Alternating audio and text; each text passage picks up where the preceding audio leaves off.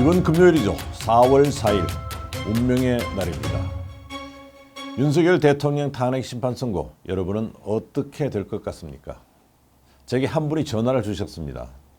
선고 결과를 어렵게 알아냈다고 했습니다. 아니, 결과를 어떻게 알아냅니까? 그랬죠. 그런데 이분이 자신 있게 말하는 겁니다. 4대4 기각입니다. 근거가 뭐냐고 물을 수밖에 없었습니다. 선고일이 4월 4일이니까 4대4라는 이야기였습니다. 같이 웃고 말았습니다만 보수 진영의 희망사항이겠죠. 일부 언론에서는 재판관들의 성향을 자세히 분석하면서 전망을 쏟아내고 있습니다. 누구도 이거다 할 수 있는 상황은 아닌 듯합니다. 국민의힘에서는 제 지인이 이야기했듯이 4대4로 기각을 대체로 점치고 있습니다. 민주당 8대0을 외치면서도 내심 6대2로 내다보고 있는 듯합니다. 요즘 시중에는 선고 결과 맞히기 내기가 성행하고 있다면서요? 혹시 여러분도 내기 거셨습니까? 세계적 도박 사이트들도 윤 대통령 탄핵 심판 결과 맞히기 도박을 하고 있다네요. 참 부끄러운 일입니다. 사실 지금 나오는 선거 전망은 모두 뇌피셜입니다. 여러분의 감이 더 정확할 수 있습니다. 형식적으로는 선고를 하는 4일 오전 11시를 1시간 앞둔 오전 10시에 평결을 통해서 최종 결정됩니다. 일부 언론에서는 이미 평결을 했다는 보도를 했지만 오보입니다. 법조계에 따르면이라고 했는데요. 헌법재판소 관례를 본다면 불가능한 이야기입니다. 선고 3, 4일 앞두고 미리 평결한다? 정말 큰일 날 일입니다. 그렇게 될 수가 없습니다. 만에 하나 평결 결과가 흘러나가면 헌법재판소 권위가 어떻게 되겠습니까? 그래서 평결을 당일에 하는 것이 불문율입니다. 선고 시간이 오전 11시로 잡혔으니까 평결은 오전 10시부터 할 것으로 예상됩니다. 통상 1시간 전에 평결하는 것이 관례입니다. 민감한 사항이 많다면 9시 반부터 할 수도 있습니다만 이번 사안은 이미 평의를 통해서 충분히 결론을 이끌어냈기 때문에 오전 10시 평결을 저는 예상하고 있습니다. 평결에서 재판관들은 인용과 기각, 각하 여부에 대한 표결을 하게 됩니다. 그런데 평의 과정에서 각자의 색깔이 다 드러났기 때문에 사실상 이미 결론은 내려져 있습니다. 결론이 나왔기 때문에 4월 4일로 선고 날짜가 잡힌 겁니다. 선고 날짜는 재판관들이 협의를 해서 잡도록 되어 있습니다. 재판장이 단독으로 결정할 수 없습니다. 그동안 선고길이 잡히지 않은 것은 평의를 종결하기 위해서는 좀 더 논의가 필요하다고 판단했을 수 있습니다. 논의할 민감한 사안이 많았다고 봐야 합니다. 쉽게 인용이다, 기각이다 결정하지 못할 정도로 논쟁이 됐다고 보는 것이 정확합니다. 그동안 5대3 대들하게 걸렸다는 이야기가 많았죠. 선고가 늦어지는 이유는 문영배 소장 대행이 만족할 만한 결과가 나오지 않았기 때문이라는 이야기가 많았던 겁니다. 그리고 재판장이, 그러니까 문 대행이 단독으로 마음대로 날짜를 잡지는 못합니다. 아마 지금은 인용과 기각, 각하 이렇게 세 종류의 선고문 작성에 매우 바쁠 겁니다. 또 별개의 의견과 보충 의견이 있는 재판관들은 의견서를 직접 작성해야 됩니다. 의견서 작성은 이렇게 됩니다. 인용이든 기각이든 그 결정에 대해서 동의는 하지만 이유를 달리하거나 보충할 수 있습니다. 이때 나오는 것이 보충 의견과 별개 의견입니다. 한번 자세히 알아볼까요? 먼저 별개 의견입니다. 별개의 의견은 결론에 대해서는 동의를 하지만 그렇게 결론을 내린 이유를 달리할 때 작성하게 됩니다. 예를 들어서 탄핵을 기각한다는 결론을 내렸다고 하면 다수가 내린 기각 이유와는 다른 이유가 있을 수 있습니다.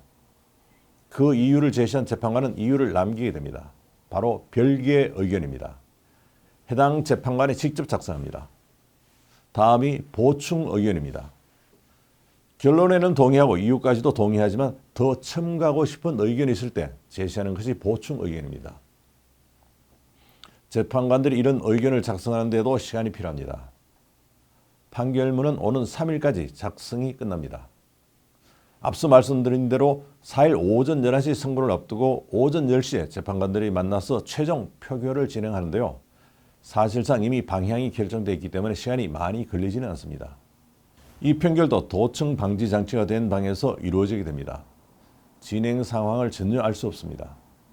헌법재판연구원이나 사무처 직원들도 이 방에는 들어갈 수 없습니다. 단지 필요한 자료가 있을 경우에는 재판관이 호출을 하게 되고 그때야 들어갈 수 있습니다. 보안이 철저히 지켜집니다. 평결 결과가 나오면 그동안 준비한 인용, 기각, 각하 3개 판결문 중에 해당되는 판결문을 고르게 됩니다. 그리고 재판관들은 대심판정 옆에 있는 바로 이 방으로 자리를 옮겨서 대기하게 됩니다. 벽에는 역대 헌법재판소 소장들의 사진이 걸려 있습니다. 여기서 티타임을 하면서 기다리다 오전 11시 운명의 시간이 되면 문을 열고 대심판정에 들어가게 됩니다. 아마 자신의 의견과 다른 결론이 나왔을 경우에는 상당히 착잡하겠죠. 대심판정에 들었으면 곧바로 선고가 이루어집니다. 선고 주문은 맨 마지막에 낭독됩니다. 인용한다, 기각한다, 각한다. 이번 윤석열 대통령 선고문 낭독은 적어도 30분 이상 걸릴 것으로 보입니다.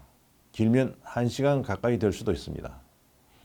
대한민국의 현대사에 또 하나 새로운 이정표가 추가되는 역사적 순간을 전 국민이 숨을 죽이고 지켜보겠죠. 어떤 주문이 발표될까요? 요즘 정치권 반응을 보면 뭔가 변화가 일고 있구나 하는 감이 느껴지시지 않습니까? 최근 들어서 민주당은 헌재와 정부 여당을 강하게 압박하는 모습을 보이고 있습니다. 헌재에 대해서는 빨리 선고하라고 촉구하면서 만역 재판관 후보자 임명을 정부에 요구해왔습니다. 이 요구는 사실상 협박에 가까울 정도였습니다. 한덕수 대통령 권한 대행에 대한 재탄핵뿐 아니라 출탄핵, 나아가 국무위원 전원을 탄핵하는 통탄핵까지 외쳤습니다. 인용을 위해서는 만역 후보가 합류를 해야 되는 상황으로 흐르고 있는 것이 아닌가 하는 추론이 가능했던 겁니다. 거기다가 줄탄핵 후폭풍이 클 텐데도 이를 밀어붙이겠다고 하는 것은 그 후폭풍보다 더 무서운 것이 감지되고 있다는 것이 아닌가 하는 생각을 갖게 합니다. 일단 선고일이 결정됨에 따라서 줄탄핵은 수면 밑으로 들어가게 됐습니다. 박성준 민주당 원내수석 부대표는 윤석열 파면 결정이 날 거라고 본다.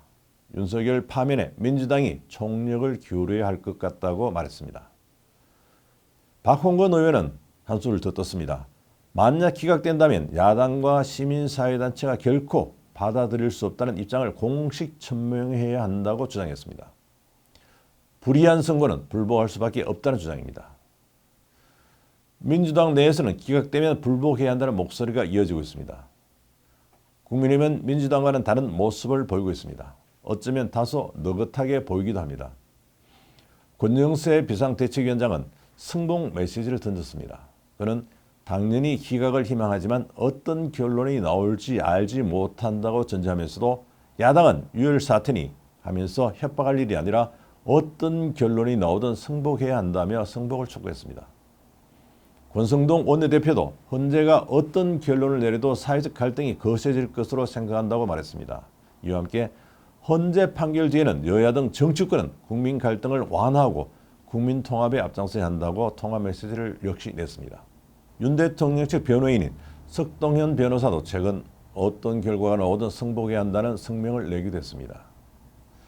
12.3 비상계엄 이후 122일 만에 비상계엄에 대한 헌법적 판단이 내려집니다. 문제는 어떤 결과가 나오도 수용하지 않을 국민이 절반이 된다는 겁니다.